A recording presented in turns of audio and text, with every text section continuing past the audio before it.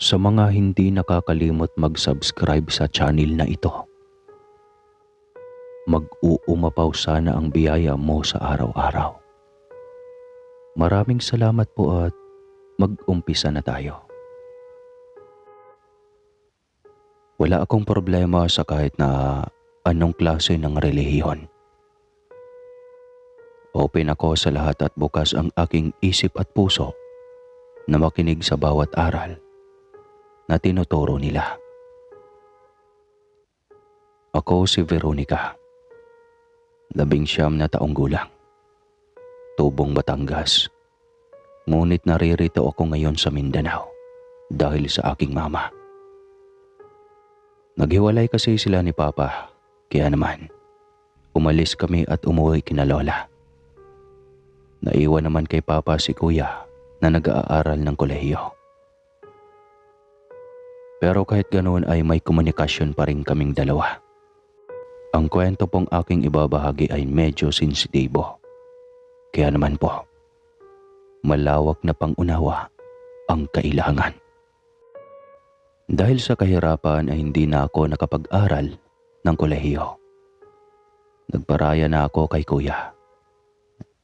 Dahil pag natapos na siya sa 2 years course na kinukuha niya, kapag nakapagtapos at nakapagtrabaho na daw siya, ay ako naman daw ang pag-aaralin niya. Tumutulong ako kay mama na magtinda sa palengke.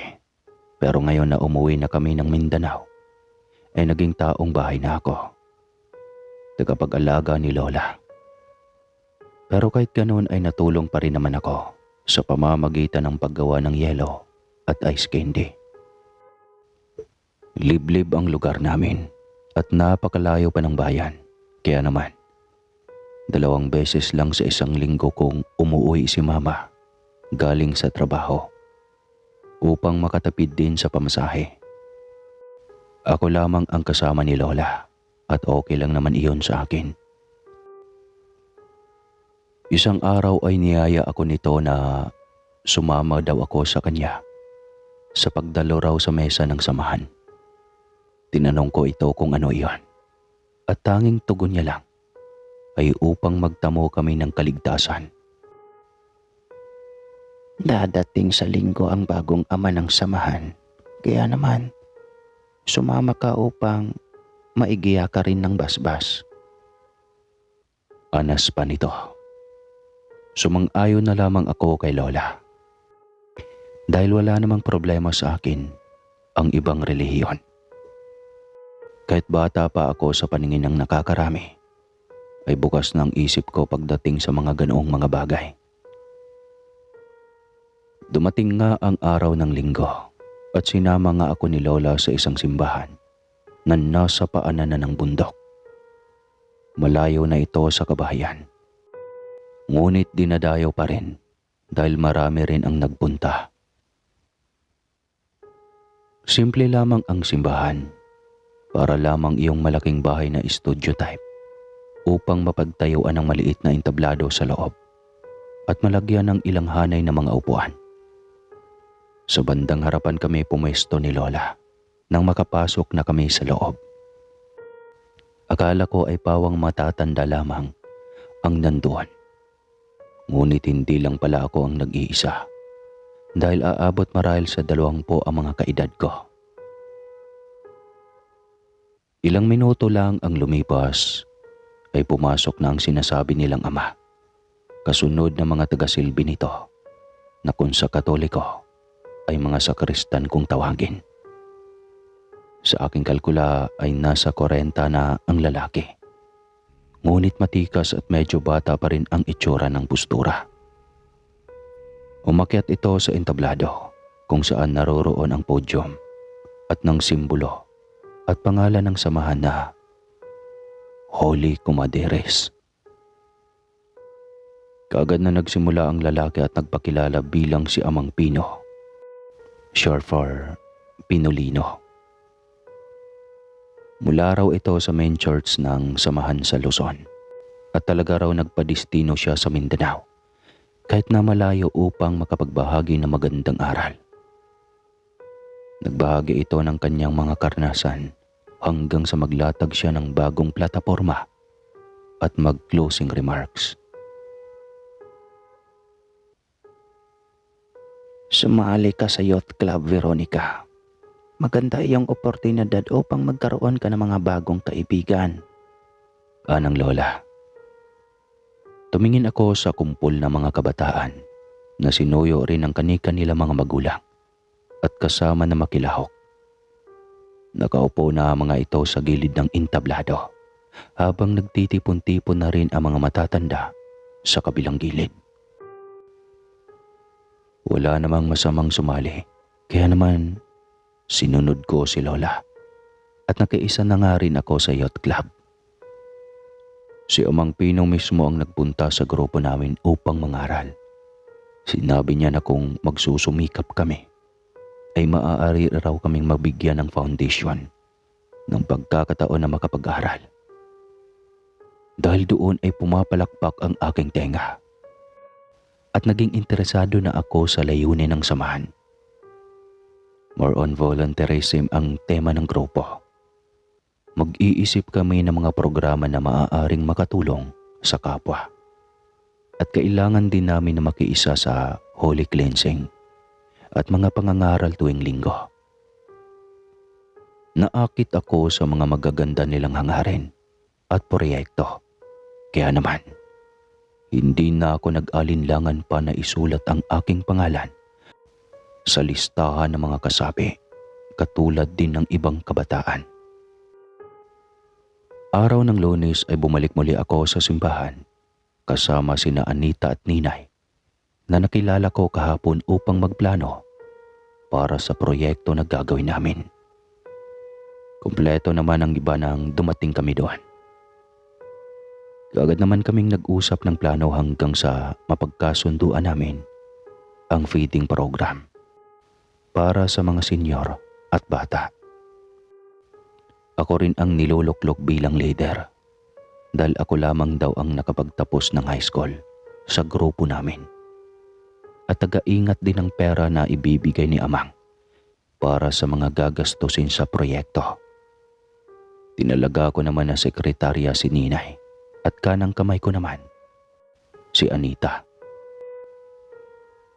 Nang matapos na namin ang proposal ay tsaka kami dumulog kay Amang na nasa bahay kubo sa likod ng simbahan.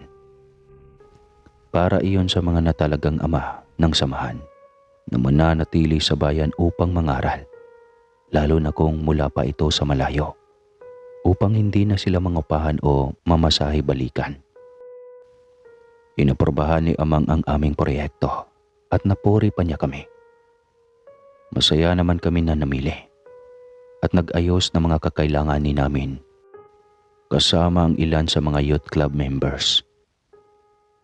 Pasado 5:00 na ng hapon nang ako ay makauwi sa bahay. Nagkwento naman agad ako kay Lola na wala ring tigil sa pagpuri sa akin. Masaya naman akong tumulong kay Lola sa mga natitira pang gawaing bahay bago ako gumawa ng paninda naming yelo at ice candy. Kinaumagahan ay kaagad kong ginawa ang aking mga gawaing bahay at pagkatapos ay nagpunta na ako sa simbahan upang asikasuhin ang aming proyekto. Masaya ako, Sir Casper, dahil sa wakas ay nagkaroon din ako ng kaibigan. At the same time ay may nagagawa rin akong tama. Ang pagtulong sa iba ay nakakagaan ng puso, lalo na sa tuwing makikita ko ang mga ngiti nila at marinig ang kanilang pasasalamat. Dahil naging matagumpay ang unang proyekto namin na feeding program, ay na-inspire tuloy ako na gumawa ng mas malalaking programa. Naging aktibo ako sa samahan at naging malapit din kami ni Amang na tinuturing ko na rin na pangalawang tatay. Dahil siguro sa namimiss ko na ang aking ama. Maayos at maganda ang plataporma at mga layunin ng Holy Comaderes. Wala akong masabing anumang negatibo dahil maging sa mga taong bayan ay puro papuri ang aming naririnig. Naging dahilan iyon ang pagdami ng samahan, lalo na ang kabataan. Kaya naman nagpatayo si Amang Pino ng isa pang studio type na bahay upang maging personal na muog na mga yacht club. Sa pagtutulong-tulong at donasyon ng mga taong bayan, ay nagawa at naitayo ang bagong samahan na tinawag na Holy Yacht Base. Sa pagdaan ng mga araw ay ako na nga ang naitalaga na presidente ng mga kabataan, kasama sina Anita na vice president at si Ninay na sekretarya at treasurer na rin.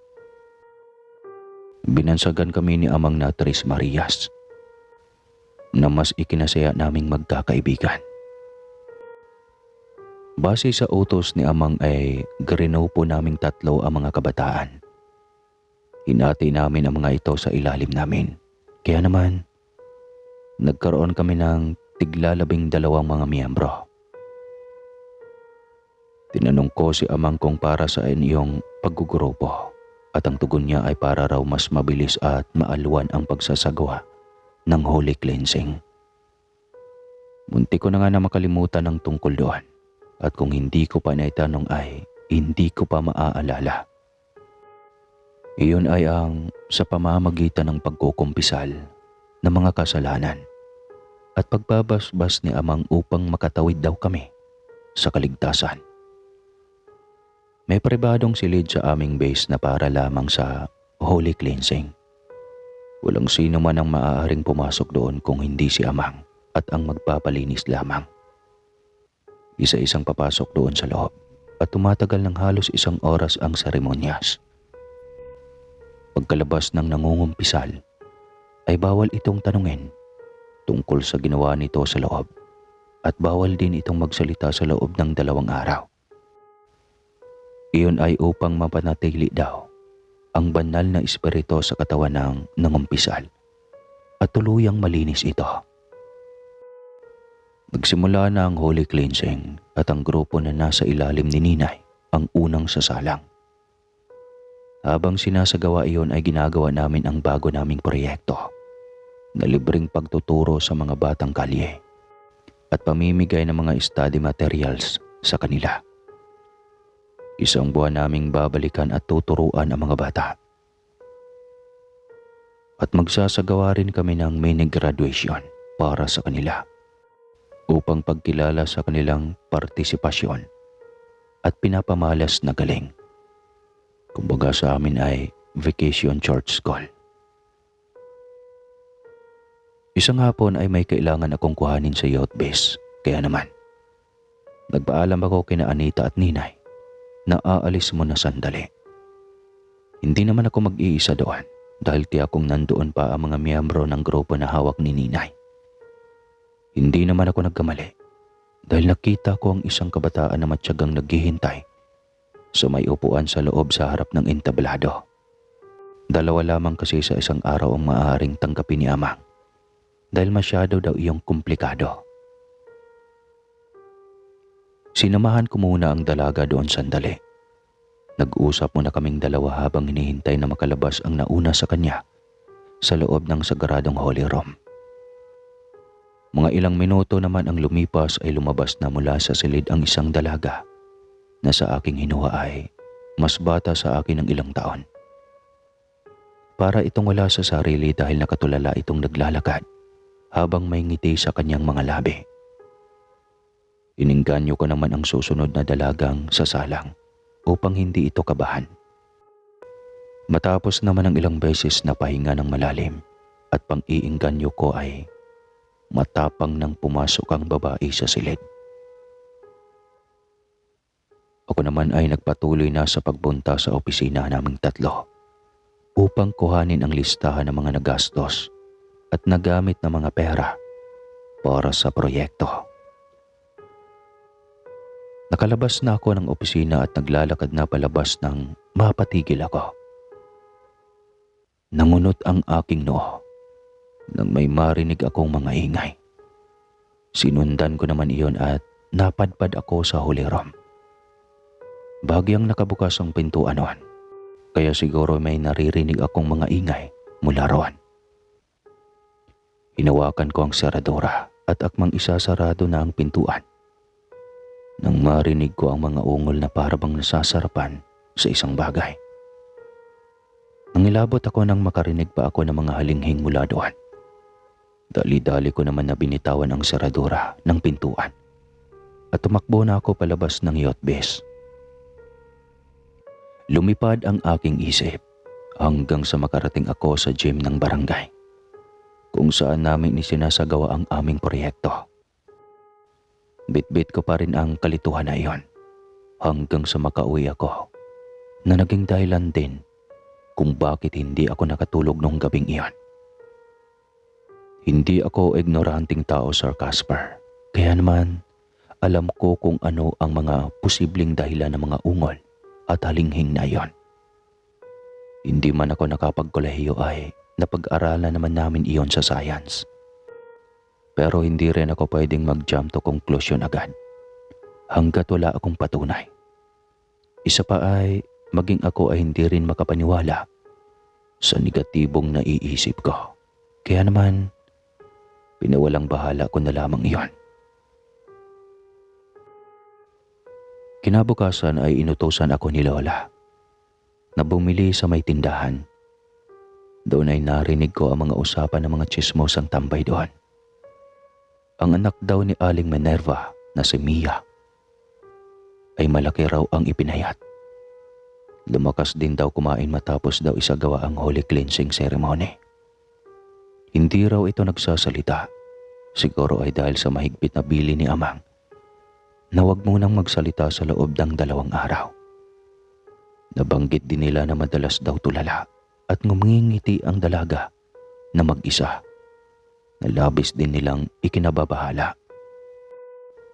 Sino bang hindi maiintriga sa mga nangyari kapag ganoon ang mga puna ng tao? Idagdag pa ang mga narinig ko sa yacht base na nagmumula sa loob ng Holy Room. Kinakain ako ng kuryosidad, kaya naman gagawa ako ng sarili kong imbestigasyon. Bahala na si Batman. Ika nga ng mga bata sa Maynila. Basta hindi kasi ako matatahimik hanggat hindi ko malalaman ang tunay na mga nangyari. Nang bumalik ako sa yacht base, makalipas ng 1 araw, wala na akong naabutan na kabataan na naghihintay sa labas ng Holy Room. Pero nakailaw ang sign sa may pinto noon na ang ibig sabihin ay may tao sa loob. Sa halip na sa opisina ako dumiretso ay doon ako dinala ng aking mga paa. Hinawakan ko ang seradura ng pintuan at laking gulat ko na hindi iyon nakakandado. Itutulak ko na sana ang pintuan nang marinig ko ang boses ng mga kaibigan ko. Pasimple naman akong lumayo sa Holy Room at ginulat sila upang hindi ako mahalata.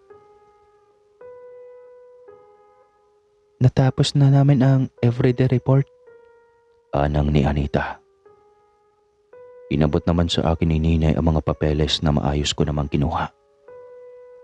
Pinasalamatan ko sila at magkakasama na kami na nagpunta sa opisina upang ayusin ang mga reports dahil hanggat maaari ay gusto kong naitala lahat upang maiwasan ang anumang anomalya, lalo na at malalaking mga pera ang binabagsak sa amin. Gusto ko kapag naghanap sila ng mga resibo at iba pang mga dokumento ay may maipapakita kami kaagad. Nang makalabas na kami ng opisina ay nakita namin si Amang Pino. Nakalalabas lang din ng Holy Room. Natanaw pa rin namin ang isang dalaga na naglalakad na palayo. Binati kami nito at tinanong na ilang mga bagay tungkol sa aming mga proyekto. Sinagot naman siya ng maayos ni Anita at Ninay. Ako naman ay nakatingin lang sa kanila at ngumingiti sa tuwing magtatama ang mga paningin namin. Hindi ko alam pero hindi na ako komportable kay Amang. May kung ano na nagtutulak sa aking palayaw sa kanya. Pero syempre, hindi ko rin maiwasan na hindi makaramdam ng pagkadismaya. Iniidolo ko pa naman siya dahil sa maganda nito mga layunin. Pero may lihim pala sa kabila ng mga iyon. Nagpaalam na kami matapos ng ilang minutong pag-uusap. Umuwi na sina Anita at Ninay, pero lumihis ako ng daan. Nagpunta ako sa unang dalaga na sumasailalim sa holy cleansing. Natapos na ang 2 araw na pananahimik nito at nakikita ko na rin siya na bumabalik sa samahan upang tumulong sa aming proyekto. Pinuntahan ko ito sa bahay nila, tsaka ko ito niyaya na maglakad-lakad upang makipag-usap. Tinanong ko siya kung ano ang nangyari sa loob ng Holy Room. Nangako ako na hindi iyon makakalabas sa pagitan naming dalawa at hanggat makakaya ko ay tutulungan ko siya. Wala akong maalala. Ang tanging alam ko lang ay masarap iyon sa pagkaramdam. Bago iyon para sa akin ngunit masarap. Anang nito. Mas lalong lumalim ang gatla sa mga noo ko at mas kinain ako ng aking kuryosidad. Kaya naman, buo na ang loob ko na kumilos na upang alamin ang tunay na nangyayari sa loob ng Holy Room. Nang hapon din na iyon ay nagpunta akong mag-isa sa yacht base. Maingat ako na pumuslit papunta sa loob habang taimtim na nagdadasal sa tunay na Diyos. Gamit ang luma kong cellphone na di-camera at di-keypad pa na regalo sa akin ni Papa noon, ay masasaksihan ko ang lahat. Ginawa kong advantage ang tiwala ni Amang sa amin, kaya hindi ito nilalak ang mga pintuan. Pumasok ako ng Holy Room at inilagay sa tago ngunit maayos na pwesto ang cellphone ko at naka-record ang camera. Pagkatapos ay umalis na ako ng mabilis at umuwi sa bahay. Pananabik ang gumising sa akin kinaumagahan. Hindi ko alam kung anong masasaksihan ko doon. Ngunit sigurado akong hindi iyon maganda. Pagkatapos kong gawin ang lahat ng aking gawaing bahay ay nagpunta na ako sa yacht base upang mag-update. Eksakto naman na may nakasalang nasa loob ng Holy Room dahil may lalaki nang naghihintay sa labas nito. Hindi ko naman pinapakialaman iyon dahil malalaman ko naman ang lahat mamaya. Maayos at puno ng inireya kong ginampanan ang aking mga tungkulin bilang presidente ng kabataan ng samahan. Naghintay na lamang ako ng tamang pagkakataon upang muling bumalik sa yacht base. Tila kakampi ko naman ang tadhana, Sir Casper, dahil wala doon si Amang nang dumating ako. Kaagad naman akong pumasok sa loob ng Holy Room upang kuhanin ang nilagay kong na-record na kamera. Maingat at mabilis din akong lumabas doon pagkatapos. Pero natigilan ako ng mga kasalubong ko sa may pintuan ng base, si Amang. Nakalimutan ko po na ayusin ang mga listahan ng mga pangalan ng mga bata ng programa kanina. Baka po kasi pagmulan pa iyon ng kalituhan bukas, kaya naman minabuti ko ng ayusin ngayon. Anang ko. Pinuri naman niya ako sa aking masigasig na dedikasyon sa trabaho ko. Masaya ko naman siyang sinabayan sa mga sinabi niya upang hindi ako mahalata. Niyaya ko pa siya na kumain sa labas at maglakad-lakad. Pero sa kabutihang palad ay hindi siya pumayag. Nagpaalam naman na ako. Pagkatapos noon ay mabilis nang umuwi sa bahay. Tinapos ko kaagad ang aking mga gawain upang makapasok na agad ako sa aking silid. Pabagsak akong naupo sa aking kama at nilabas ang kamera mula sa bulsa ng aking maluwag na jogging pants. Pinanghinaan naman ako ng loob nang makitang nakapatay na ito. Naubusan siguro ng battery, kaya naman bagsak ang mga balikat ko na napahiga ng tuluyan sa kama. Malas, bulalas ko. Nagpapadyak pa ako dahil sa inis. Sasabunutan ko na sana ang aking sarili nang maalala ko na nagsisave pa rin ang huling nakuhanan ng video kahit pa mamatay iyon. Kaya naman mabilis akong bumangon at muling kinuha ang aking cellphone. Sinaksa ko muna ito sa charger upang mabuhay. Hinayaan ko rin muna iyon doon ng ilang minuto. At nang sa palagay ko ay tama na ang charge ng battery noon, upang mapanood ko ang nakunan na video, ay hinugot ko na iyon at kinuha. Binuhay ko ang cellphone at nagpunta sa files nito. Pinindot ko ang new video na nasa folder at saka iyon nag-play. Hininaan ko ang volume nito upang hindi ako marinig ni Lola na matindi ang paniniwala at tiwala sa samahan. Nahiga ako sa kama habang naghihintay ng mangyayari sa video. Pinindot ko rin ang fast forward upang madaling ma-escape ang mga footage na kuha noong dumaang magdamag. Nagdadasal naman ako na sana ay hindi nalobat ang cam recorder noong gabi. Dahil kapag nangyari iyon ay wala akong makikita. Sa kabutiang palad ay inabot iyon ng umaga dahil ay nakalagay naman na oras sa screen. Nakita ko na pumasok sa holy room si Amang. Inayos nito ang isang upuan at nilagay iyon sa gitna. Wala kasing laman ang kwarto kundi ang mga makakapal na kortina na nakapalibot sa mga pader nito at ilang mga libro. Mga ilang minuto pa ay pumasok ang isang kabataang dalaga at binati si Amang. Pinaupo naman ito iyon sa upuan na hinanda niya sa gitna.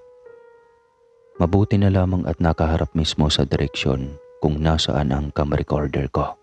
Kaya naman, kuhang-kuha nito ang mga nangyayari. Nang makaupo ang babae, nagpunta si Amang sa likuran nito.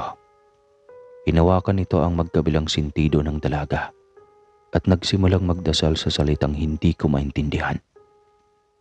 Napabangon ako mula sa aking pagkakahiga nang magbago bigla ang kulay ng mga mata ni Amang at naging pula ito.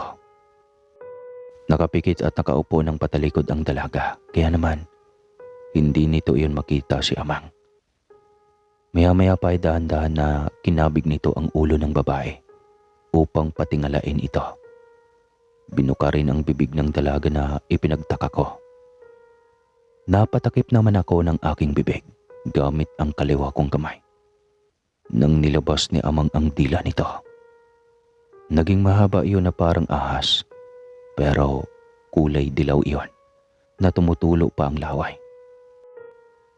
Pumasok iyon sa nakabukas na bibig ng dalaga na nagpataas ng aking mga balahibo. Pinangingibabawan ako ng takot dahil sa halip na manlaban ang babae, ay kalmadong tinanggapan nito ang lahat ng iyon. Tumirik ang mga mata ng dalaga at nagsimula na itong malinghing na para bang nasasarapan sa ginagawa sa kanya. Nangilid ang mga luha ko nang magsimulang lumapit pa ng gusto si Amang sa babae. At walang pag-aalinlangan na hinawakan ng maselang bahagi ng dibdib nito. Ngayon, alam ko na kung ano ang dahilan kung bakit hindi pwedeng magsalita sa loob ng 2 araw ang lahat ng sumasailalim sa holy cleansing. Iyon ay dahil sa bibig ng mga ito na pinasok ni Amang ang nakakadiri nitong mahabang dila na hindi ko alam kung para saan at ano ang ginagawa noon sa biktima. Tumagal ng halos kalahating oras ang nakakadiring tagpo na iyon. Nang matapos naman ay parang wala sa sarili ang dalaga at nakatulala lang at nakangiti pa ito. Maya-maya pa ay nagsimula na namang magdasal si Amang sa salitang hindi ko maintindihan. Pagkatapos ay nagpunta ito sa gilid ng babae. Hinawakan nito ang baba nito upang iharap iyon sa kanya. Takot ang nangingibabaw sa akin nang umanga si Amang sa harapan nito. At may kung anong hangin na medyo kulay puti na nagsisimulang lumabas mula sa babae. Para iyong usok. Hinihigop iyon ni Amang na para bang isang tagpo na sa mga pelikula lang nakikita. Ilang minuto nitong ginawa iyon sa dalaga at pagkatapos noon ay nawalan iyon ng malay. Baliwala naman iyon kay Amang na nagpunta sa may likod. Hinawi nito ang makapal na kortina at tumambad ang malaking shelf na puno ng mga garapon na may mga laman na parang likido na kulay maron. Kumuha si Amang ng garapon na walang laman mula doon. Nabitawan ko naman ang cellphone. Nang sumuka ito doon hanggang sa mapuno ang garapon. Tinakpan niya iyon at nilagay muli sa shelves sa hanay ng mga may laman. Pagkatapos ay sinarado niya muli ang makapal na kortina at binalikan ang dalaga na wala pa ring malay sa may upuan Tinampal naman niya ang noon nito at nagising ito. Inalalayan niya rin itong tumayo at sabay silang naglakad papuntang pintuan. Maganda ang ginawa mo. Dahil sa inyo ay madami na kaming pagkain. Napakasarap talaga ng diwa at dugo ng mga bata. Anas nito. Mabilis kong pinindot muli ang cellphone dahil sa narinig kong tinura ni Amang. Ilang beses kong inulit upang pakinggan iyon ng paulit-ulit. Hindi ko alam kung ano ang ibig sabihin nito sa kanyang sinabi. Pero isa lamang ang nasisigurado ako, at iyon ay hindi ito tao. Nakita ko pang pumasok sa holy room ang sunod na kabataan na lalaki. Pero ilang minuto lang. Matapos iyon maupo ay natapos na ang video. Doon na marahil na lalawbat ang cam recorder. Kaya naman naputol na ang video. Hindi ako nakatulog ng gabing iyon. Sa tuwing susubukan ko kasing matulog ay nagpe-play sa isip ko ang napapanood ko na para bang sirang plaka. Paulit-ulit itong tumatakbo sa utak ko, dahilan kung bakit tulala lang ako na nakaupo sa gitna ng aking kama hanggang sa sikatan ako ng araw. Hindi ako nagpunta sa simbahan dahil hindi ko alam kung ano ang magiging reaksyon ko kapag nakaharap ko si Amang. Hindi pa rin kasi humuhupa ang takot at kaba sa dibdib ko. Kaya naman, minabuti ko muna na manatili sa bahay at sinabi ko na lamang na masama ang aking pakaramdam. Pinuntahan naman ako ni na Anita at Ninay noong hapon upang silipin daw ang aking kalagayan. Nagdadalawang isip naman ako kung sasabihin ko ba sa kanila ang lahat. Pero mas pinili ko pa rin na isiwalat ang katotohanan upang hindi sila mabiktima. Pare-pareho kami nang naging reaksyon nang mapanood nila ang video. Dahil doon ay nagdesisyon sila na manatili at sa silid ko na lamang matulog. Ginamit namin iyon bilang magandang pagkakataon upang mag-usap at mag-isip ng plano. Kailangan namin na mapaghandaan ng mabuti ang gagawin naming mga hakbang dahil sigurado akong hindi tao ang aming haharapin. Sino bang tao na nasa matinong pag-iisip ang makakagawa ng ganoong bagay? Isa pa ay hindi humahaba ang dila ng mga tao. Kinabukasan ay magkakasabay kaming nagpunta sa yacht base.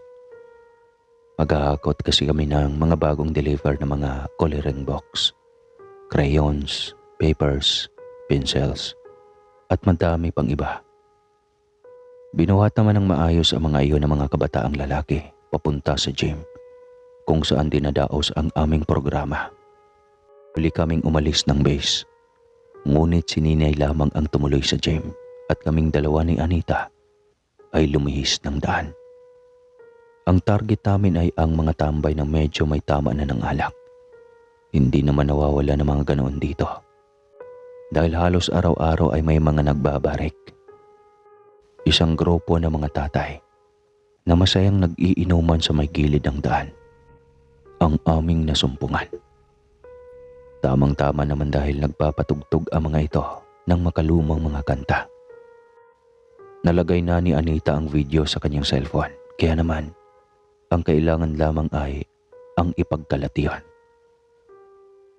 Mabuti na lamang at kakilala nito ang isa sa mga lalaki doon, kaya naman madali lang kaming nakalapit sa mga ito. Bumati si Anita sa kakilala niya at nagmano. Nakipagkilala din ako sa mga ito at nakimano na rin. Habang inisa-isa namin ang mga tatay na nandoon upang bumati at nagmamano, isinadya kong tapakan ang saksakan ng speaker para mawala ang pagkakakonekta sa cellphone ng isa sa mga ito. Nang magtagumpay kami at saka mabilis na pinasa ni Anita ang video sa pamamagitan ng Bluetooth, humingi naman ako ng paumanhin sa mga ito nang mamatay ang tugtog. Ako na rin ang nagboboluntaryo na magsaksak muli ng speaker bilang paumanhin. Nang matapos na ang pagpapasa ay nagpaalam na kami at umalis na. Hindi pwede na basta na lamang kaming mag-anunsyo sa publiko. Sinong maniniwala sa amin gayong kami ang nangunguna sa pag-ayos ng mga aktibidades at proyekto ng Holy Comadres Kaming tatlo ang palaging nakikita ng mga tao at buo ang paniniwala nila na masugid na alagad talaga kami ng samahan. Kaya naman naisip namin na dapat ay sa ibang tao yun magmumula upang hindi rin manghinala sa amin si Amang dahil baka kung ano pa ang gawin sa amin at sa ibang kabataan. Nilibot namin ang kalye at laking pasasalamat namin na bawat inuman na nadadaanan namin ay may kakilala si Anita. Nag-stick lang kami sa una naming ginawa na pagpapasa ng video sa Bluetooth. Sa tuwing sasadyain ko na mahugot ang saksak ng kanilang mga speaker. Malaking bagay talaga sa mga inuman ang nakagawian na palaging may tugtugan. Hindi naman namin inakala na magagamit namin iyon. Gayong sanhi din iyon ang alita ng mga magkakapitbahay dahil sa ingay. Pasado 4:00 na nang tumigil kami at umuwi sa bahay.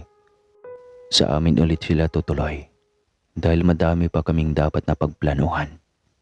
Kinabukasan naman ay lumabas na ang balita tungkol kay Amang. Naging usap-usapan na iyon sa buong barangay.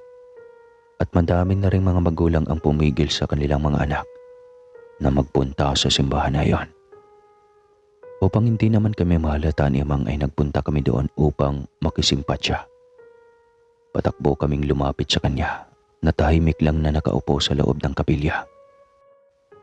May sumisira sa samahan, ani nito. Sumang-ayon naman ako dito at kunwaring nag-aalala sa mga proyekto na nakalatag. Kinamusta naman ni Anita si Amang at nagbitaw naman ng kanyang opinyon si Ninay kung sino ang maaaring may gawa noon. Ginawa namin ang aming makakaya upang umakto na parang nagmamalasakit kay Amang. Sinamahan namin ito maghapon at tinulungan din na tipunin ang mga natirang miyembro na masugid pa rin na naniniwala sa kanya. Isa na doon si Lola at ang nanay ni Ninay at Anita. Dahil sa balita ay nagsimula pa ring batikusin ang samahan. May mga grupo ng mga tao ang palaging pumupunta sa simbahan upang magmasid at magpaula ng mga kani-kanilang mga opinyon. Hinaharap namin sila ng maayos kasama si Amang na panay ang tanggi at paliwanag na walang katotohanan ang mga iyon. Sa tulong din ng ilang mga natitirang mga deboto ng samahan ay humupa ang balita sa loob lamang ng 2 araw. Dahil doon ay nagtipon na muli kaming 3 para sa panibagong plano. Pahirapan sa internet ang lugar namin. Hindi rin uso masyadong social media nun. Dahil doon ay nalimitahan ang aming galaw. Pero sabi nga ng mga matatanda, ay palaging may paraan. Kaya naman, tinawagan ko si Kuya upang humingi ng tulong. Sinabi ko na lamang dito na nagsasariling sikap ako sa pag-aaral at more on mythology ang trip ko. Mabuti na lang at hindi ito nagtaka at sinabing ipapadala daw niya ang mga nakalap ng impormasyon tungkol sa aswang na humahaba ang dila sa oras na makompleto raw niya ang pagre-research. Sa kabila ng mga nangyari ay nagpatuloy pa rin si Amang sa kanyang holy cleansing. Pinilit niya ang mga natitirang mga kabataan na magpasa ilalim sa seremonyas upang mapatunayan daw niya na wala siyang ginagawang masama. Dahil sa mga mabubulaklak niyang mga salita ay nakumbinsya niya muli ang lahat at maging ang mga matatanda ay willing na rin na magpa-holy cleansing. Pero ang tinatanggap lamang ni Amang ay hanggang sa edad na 40 lamang. Nagkatinginan naman kaming 3 dahil iisa lamang ang nasa aming isipan. Wala na itong makukuha sa mga matatanda at baka mag-cause pa iyon ng kamatayan at kapag nangyari yun ay mabubuking na talaga siya. Amang, bakit po hindi maaring magpa-holy cleansing ang nasa edad 40 pataas? Ibig po bang sabihin ay hindi sila maliligtas? Anang ko na nakaani ng bulungan mula sa mga matatanda na nasa ganoong edad na. Nagsimulang magpaula ng mga sari-sarili nilang opinyon ang mga matatanda tungkol sa sinabi ko. Hindi naman makapag-isip ng maayos si Amang kung ano ang sasabihin dahil natahimik na lamang ito. Akala ko ay mahuhuli na namin ito, ngunit pinatahimik niya ang lahat sa pamamagitan ng paghampas sa kanyang kamay sa podyum. Nang maagaw na niya ang atensyon ng lahat, ay saka siya nagsalita at nagpaliwanag. Sinabi nito na ang nasa ganoong edad ay hindi na kailangan pang sumailalim sa holy cleansing dahil alam na raw ng mga ito kung ano ang tama at mali. Biniyayaan na raw sila ng katalinuhan at sa tuwing aatin sila ng pangaral ay nababasbasan na raw ang mga ito. Ang ganoon daw ay tinatawag na golden era. Gusto kong maniwala sa mga sinasabi niya dahil sa ganda ng paliwanag nito. Pero matapos kong malaman ang sekreto nito ay hindi ko na magawa pang maniwala kahit pag-aano kagaling at kaganda ang paliwanag nito. Pagkatapos ng misa ni Amang Pino ay nagpaalam na kaming uuwi. Ngunit ang totoo ay may iba talaga kaming pupuntahan. Pinuntahan namin ang mga naging biktima na hindi na pinayagan ng kanilang mga magulang na bumalik sa samahan. Kinausap namin ang mga ito ngunit iisa lang ang kanilang mga sagot. Tanging ang masarap na pakiramdam lang ang naalala ko. Ganon palagi ang maririnig namin. Nakausap din namin ang mga magulang ng mga ito at sinabing kumbinsido sila sa video na nakita nila. Marahas din nila kaming pinaalis dahil masusugid daw kaming mga tagasunod ni Amang. Pagkatapos noon ay sa bahay na muli umuwi sina Anita at Ninay. Eksakto naman na may binigay sa akin si Lola na sobre. Dala raw iyon ni Mama kanina at sinabing padala raw ni Kuya. Masaya ko naman na tinanggap iyon habang nagpapasalamat. Nakaupo kami sa sahig na tatlo habang pare-pareho na kinakabahan. Binuksan ko ang sobre at nilagay sa gitna namin ang mga laman noon. Natigilan naman kami nang mabasa namin ang mga nakasulat doon. Isang tiktik si Amang. Ang aswang na may abilidad na humahaba ang dila. Karaniwang pagkain nito ay mga sanggol na nasa sinapupunan pa lamang ng mga ina. Pero dahil walang buntis dito sa amin ay dugo at diwa na lamang ang kinukuha nito. Mayroon din daw itong pagkamanyak dahil gustong-gusto raw nitong panoorin ang biktima nito habang tulog, naliligo at iba pa. Nagkatinginan naman kaming tatlo at sabay-sabay na napalingon sa mga bintana at bubong. Napahinga naman kami nang mapagtanto namin na nakasarado na ang mga bintana at kortina nito. At may kisame rin ang bubong namin. Sa madaling salita ay safe kami.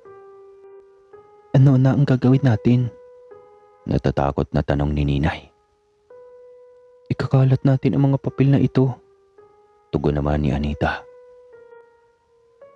May nag-iisang Xerox machine sa barangay hall at doon nga kami pumunta kinabukasan upang padamihin ang kopya ng mga papel na pinadala ni Kuya sa akin.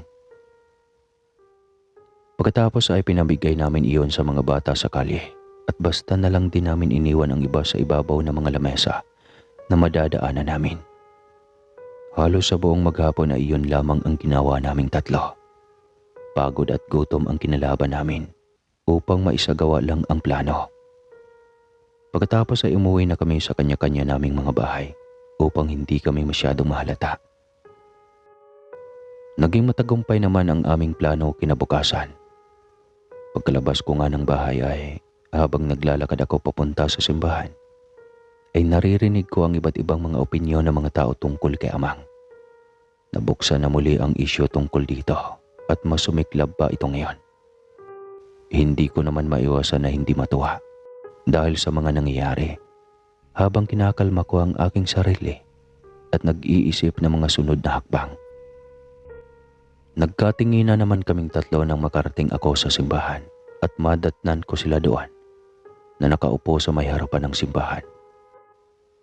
Nasaan si Amang? Tanong ko. Iling at kibit balikat lamang ang sinagot nila sa akin bilang sagot. Maya-maya pa ay nagsedatingan na ang mga taong bayan na may bit-bit na mga itak at iba pang mga armas. Pumasok sila sa simbahan. Samantalang kaming tatlo ay sa youth base nagpunta Pagpasok namin ay nadat na namin ang ilang kabataan na nakaupo kaharap si Amang. Kinakabahan naman ako. Dahilan kung bakit ako napakapit sa kamay ni Ninay at Anita. Amang, nagkakagulo po sa labas. Anas ni Anita. Tumingin sa amin si Amang na nagpataas ng aking mga balahibo. Ngumiti ito sa amin na nagpaatras sa aming tatlo. Tsaka ko naman napansin na pawang mga walang malay na ang mga kabataan na nakaupo sa mga upuan. Nanlaki ang mga mata ko dahil sa nakita. Kasabay ng humagalpak ng tawa si Amang. Napapitlag din kaming tatlo nang biglang sumarado ang pintuan na nasa may likuran namin. Akala niyo ba hindi ko alam? Nakakatuwa kayong panoorin na tatlo. Anas ni Amang. Napatras kaming tatlo at napasandal sa may pinto nang magsimula ng mag-iba ang kulay ng mga mata ni Amang. Naging pula ang mga iyon at maging ang kanyang katawan ay nag-iba na rin. Kumukulubot ang kanyang mga balat at naging malago ang kanyang buhok. Pinangingibabawan ako ng matinding takot. Nang ilawit nito ang matulis at mahaba nitong dila. Isama pa ang mga matatalas din nitong mga ngipin na para bang sa mabangis na hayop sa mga palabas na telebisyon. Ang mga makukulit na bata ay dapat pinaparusahan. Pumili kayo. Mabilis o matagal. Masakit o masarap. Nakangiting saad nito. Napailing ako ng marahas, Sir Casper. Saan ba kami nagkamali? Sa tuwing magpupulong kami sa bahay ay nakasarado naman ang mga bintana at pinto. May kisame rin ang aming bubong, kaya naman, paano niya kami makikita? Pero ang mga katanungan kong iyon ay nasagot ng lumabas mula sa may gilid sina Lola at ang nanay ni na Anita at Ninay. Nakatulala ang mga ito na parang wala sa sarili. Naglakad sila palapit kay Amang at huminto sa may likod nito. Mama, anong ginagawa mo sa mama ko? Bulalas ni Anita. Tulong! Tulungan niyo kami! Sigaw din ni Ninay habang marahas na tinutulak at sinusuntok ang pintuan. Nanlilisik ang mga mata ni Amang at ngumanga ito ng malaki. Pagkatapos ay pinahaba ang dila at winasiwa sa ere. Mabilis ko naman na itinulak sina Ninay at Anita upang hindi sila nito matamaan. Pero hindi pa ayon doon natatapos. Dahil umatake ulit si Amang Tiktik ng sunod-sunod. Kaya naman nagkahiwa-hiwalay kaming tatlo. Bawat matamaan ng dila nito ay nasisira, katulad ng mga upuan, lamesa, maging ang mga kabinet. Basang-basa na rin ang lugar dahil sa laway nito na tumatalsik at nalalaglag sa bawat pagwasiwas ng dila nito sa ere. Ilang minuto pa ang nakalipas ay tumigil din ito. Hinihingal naman akong napahawak sa pader dahil sa pagod sa pag-ilag sa mga atake nito. Napatingin naman ako sa may pintuan nang marinig ko ang mga ingay ng tao mula sa labas. Ngayon alam ko na kung bakit may mga grills na bakal sa mga bintana. Iyon ay upang walang makawala sa mga biktima niya kung sakaling maging ganito nga ang sitwasyon. Talaga nga naman na napaghandaan niya ang lahat. Sumuko na kayo kung masasaktan ang mahal niyo sa buhay. Anas ni Amang Tiktik. Gamit ang kanang kamay niya ay napasunod niya ang nanay ni Ninay na maglakad papalapit sa nabasag na bes. Kinuha ng babaeng isang bubog at tinutok iyon sa may tiyan nito. Napasigaw tuloy si Ninay dahil sa takot na baka masaktan ang nanay niya. Nag-alala na rin si Anita sa nanay niya at ganoon din ako sa lola ko. Matanda na nga si Lola at ayaw ko naman na matapos ang buhay nito sa kamay ng isang halimaw. Kailangan kong makaisip ng paraan upang makahingi ng tulong mula sa mga tao sa labas. Tinaas ni Ninay ang kanyang mga kamay, tanda ng kanyang pagsuko. Humagalpak naman ang tawa si Amang Tiktik dahil sa ginawa ni Ninay. Naging oportunidad ko naman iyon upang makapaglakad papalapit sa may pintuan at madaluhan si Anita na umiiyak na. Sinubukan kong pagaanin ang loob niya sa naisip kong plano. Sumang-ayon naman siya sa akin at sinabing makikiisa siya. Nalimaw ka. Binulag mo ang lahat sa pera at sa magaganda mong mga salita, pero ang totoo ay halimaw ka pala. Buong lakas na sigaw ni Anita. Naagaw namin ang atensyon ni Amang Tiktik. Umangil ito at nanlilisik ang mga mata sa aming nakatingin. Humuni ito ng napakalakas na naging dahilan ng pagkabasag ng mga ilaw at mga bintana sa paligid. Napasigaw din kaming tatlo at napayuko upang protektahan ang aming mga sarili sa mga nagliliparan ng mga bubog. Pagkatapos ay tumuro siya sa aming dalawa at malakas na sumigaw. Muli nitong ibinuka ang kanyang bibig hanggang sa halos mapunit na iyon sa sobrang buka. Nilabas niya muli ang kanyang dila, pero sa pagkakataon na iyon ay may malaki na ang lumabas at punong-puno iyon ng mga ugat at balot din ng madaming laway. Nagkatinginan kaming dalawa sabay tango. Naghanda kami sa pag-atake nito at nang bumubulusok na ang dila nito papalapit sa amin, ay sabay kaming tumakbo papalapit sa pinto. Yumuko ako at gumulong papunta sa may gilid upang maiwasan iyon. Eksakto naman na tumama ang mahaba nitong dila sa pintuan, dahilan kung bakit nasira iyon. Napatayo ako nang marinig ko ang mga sigaw ng tao mula sa labas at walang pag-aalinlangan na tumakbo papunta doon. Ngumiti ako at lumingon sa may gilid ko, ngunit hindi ko nakita si Anita doon. Napawi ang ngiti ko nang mapagtanto ko na hindi pala ako kusang gumulong, kung hindi ay tinulak ako nito palayo. Luminga-linga ako sa paligid upang hanapin siya, at nang makita ko ito sa may di kalayuan na nakahiga at may dugo, ay mabilis akong tumakbo upang lapitan siya. Tulong! Tulong! Tulong! Paulit-ulit kong sigaw. Lumapit na rin sa amin si Ninay na umiiyak habang pinipilit kong buhatin si Anita upang paunanin sa mga hita ko. Pinunit ko ang damit ko upang gamitin iyong pangtakip sa sugat ni Anita sa may kaliwang bahagi ng tiyan nito.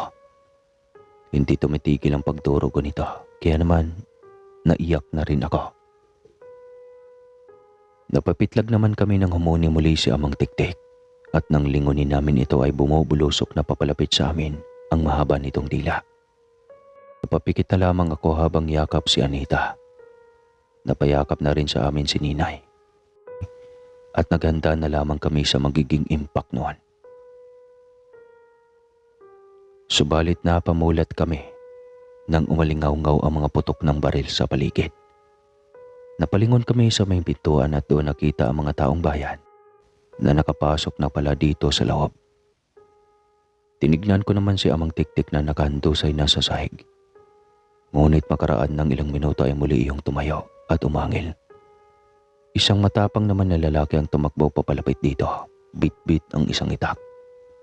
Walang takot nitong hinarap ang mahaba nitong dila na lumilipad na rin papunta sa kanya. Ama pala iyon ni Anita, kaya naman galit na galit itong hinarap ang bumubulusok na dila.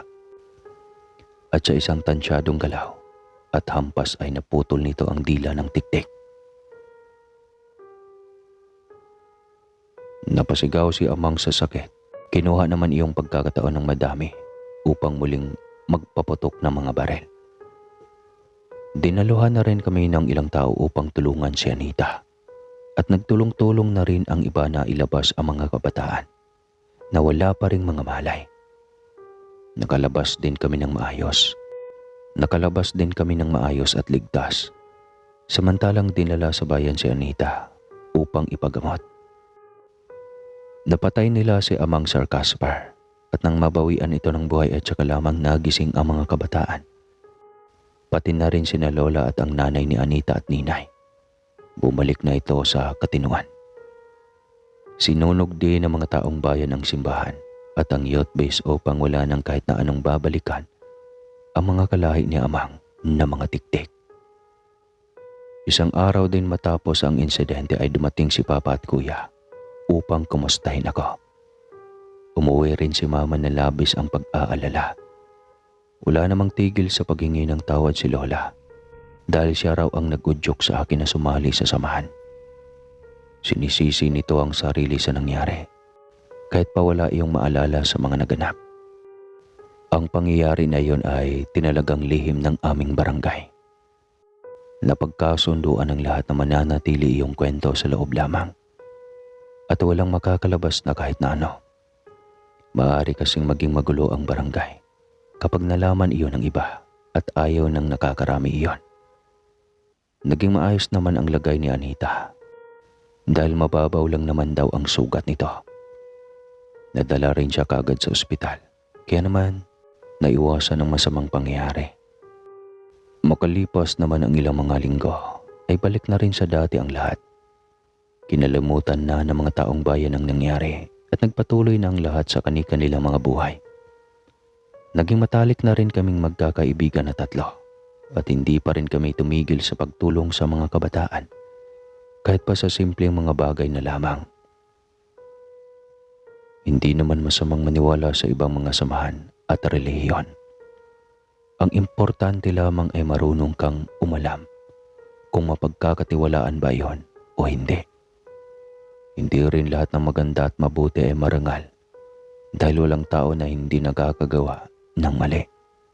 Maging mapanuri at mapagmasid sa lahat ng bagay upang makaiwas sa hindi magandang pwedeng mangyari. Hanggang dito na lamang po ang aking istorya, Sir Casper. Sana po ay nagustuhan at may nakuha kayong kahit na konting aral mula dito. Maraming salamat po sa pagbabasa at pakikinig ninyo mga kaswang. Muli po, ako po si Veronica ng Mindanao.